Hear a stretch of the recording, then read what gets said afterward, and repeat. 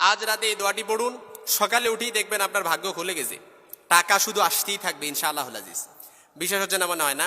বলে হুজুর এরকম কি আর হয় নাকি? এতদিন এত জীবন ধরে কষ্ট করে আসছি, এখনো কুমিল্লা শহরে একটা বাড়ি রাখতে পারে নাই, আর আপনি একটা আলোচনার মধ্যে বলে দিচ্ছেন যে এরকমটা। ইনশাআল্লাহ আমি বলে দিচ্ছি না, আল্লাহ তাআলা কোরআন আল কারীমে সূরা নূহের 10 থেকে 12 নম্বর আয়াতের তাফসীর পড়ে দেখেন। আল্লাহ তাআলা বলেন যে এই আমলটা যে করবে, আল্লাহ তাআলা ওয়ায়ুমদিদুকুম বিআমওয়ালি ওয়া বানিনা ওয়ায়াজআল লাকুম জান্নাতিন ওয়ায়াজআল লাকুম আনহারা, অর্থাৎ এত ধন সম্পদে বারাকা দিবে, শুধু ধন সম্পদে না, আপনার সন্তান সন্ততিতে আল্লাহ তাআলা বারাকা দিবে। অর্থাৎ সন্তান সন্ততিতে বারাকা বলতে কি বেশি সন্তান দিবে ওরকম না, না না। আল্লাহ তাআলা সন্তান সন্ততিতে বারাকা দিবে মানে কি, আল্লাহ তাআলা আপনার সন্তান সন্ততিতে আপনার মনের আশা, অর্থাৎ মনের মতো করে আল্লাহ তাআলা বানায় দিবে। এই জন্য এই আমলটা করবেন ইনশাআল্লাহ। রাত্রিবেলা ঘুমানোর আগে 3 বার এই আমলটা করে ঘুমিয়ে যাবেন, আর সকালবেলা উঠে দেখবেন আপনার ভাগ্য খুলে গেছে।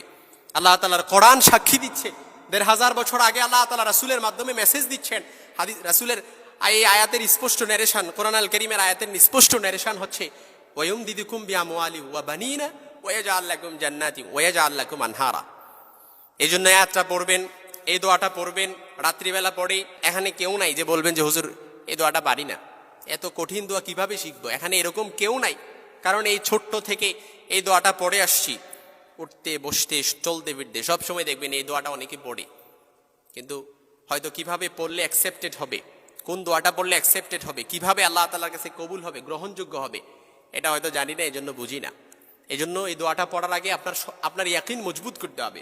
উদুল্লাহ ওয়া আনতুম মুকিনুনা বিল ইজাবা। আপনি যদি আপনার ইয়াকিন মজবুত করতে পারেন, সরাসরি ডিরেক্ট আরশে আজিমে যে নক করবে।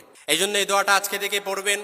আল্লাহ তাআলার কোরআন বলছে ফাকুল তুস্তাগফিরু রাব্বাকুম ইন্নাহু কানা গাফফারা ইউরসিলিস সামাআ আলাইকুম মিদরারা ওয়া ইউমদিদুকুম বিআমওয়ালি ওয়া বানিনা ওয়ায়াজআল লাকুম জান্নাতিন ওয়ায়াজআল লাকুম আনহারা। ইস্তেগফার এটা এমন একটা আমল, ইস্তেগফার বান্দাকে সাধারণ বান্দা থেকে আবেদ বানায় দেয়, ছোট্ট বান্দা থেকে বড় বানায় দেয়, আল্লাহর দূরে থেকে কাছে নিয়ে যায়। ইস্তেগফার এটা এমন একটা আমল, যে ব্যক্তি ইস্তেগফার পড়বে উঠতে বসতে চলতে ফিরতে সব সময়, যে ব্যক্তি ইস্তেগফার পড়বে, হাদিসের স্পষ্ট নারেশন হচ্ছে ওয়ায়ারযুকুহু লা ইয়াহতাসিব, আল্লাহ তাআলা তাকে এমনভাবে রিজিকের ব্যবস্থা করবে সে কল্পনাও করতে পারবে না। ইস্তেগফার পড়েন, ঘুমানোর আগে ইস্তেগফার পড়বেন, সকালে উঠে দেখবেন। আমাদের অনেকের মধ্যে একটা নেচার, একটা স্বভাব আছে, দেখবেন অনেকে দোয়া করে, দোয়া করতে করতে যখন ফল না পায় সে হতাশ হয়ে যায়, আপসেট হয়ে যায়। ইমাম ইবনুল কাইয়িম রাহিমাহুল্লাহ, ইমাম ইবনুল কাইয়িম জাওজি রাহিমাহুল্লাহ বলেন, বান্দা যখন মুনাজাত করে আল্লাহর কাছে, আর আল্লাহ যখন বান্দার দোয়াটা কবুল না করে, এমনও তো হতে পারে আল্লাহ তাআলা বান্দার কণ্ঠটা